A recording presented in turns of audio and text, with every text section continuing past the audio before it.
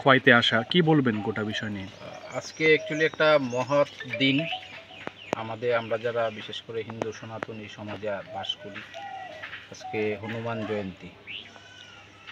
তো এই উপলক্ষে খোয়াইয়ের এই অফিসটিলা ভৈরব যে পাড়া, এখানে অত্র এলাকার যারা সনাতনী হিন্দু ভাই বোনেরা আছেন সবাই আজকে এই হনুমান আমাদের মহাবীরের উপাসনা করেছেন।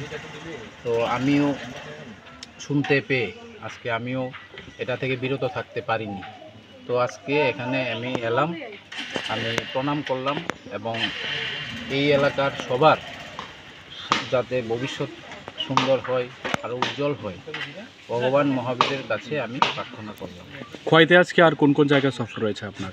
খোয়াইটা অ্যাকচুয়ালি দেখুন আমার খুব কাছের, কারণ খোয়াই আমার মামার আমার মার বাড়ি। তো প্রায়ই আমার আসতে হয়, আর খোয়াইয়ের সবাই আমার মনে থাকে, যাই জন্য আমি সবসময় আসি।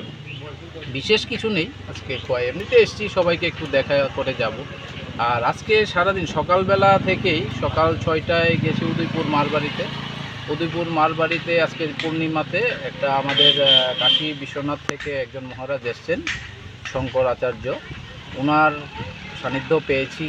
তারপর ওখানে কিছু কার্যক্রম ছিল, ওখান থেকে এরপরে ওই কার্যক্রমের পরে আবার দরিদ্র নারায়ণ সেবা হয়েছে, সবাইকে আমরা প্রসাদ বিতরণ করেছি। ওইটা সেরে এরপরে এখন আপনাদের এখানে এলাম।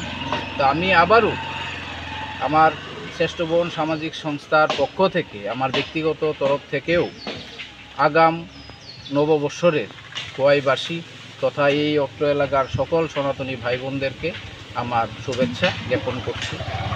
সকলকে নমস্কার, ধন্যবাদ।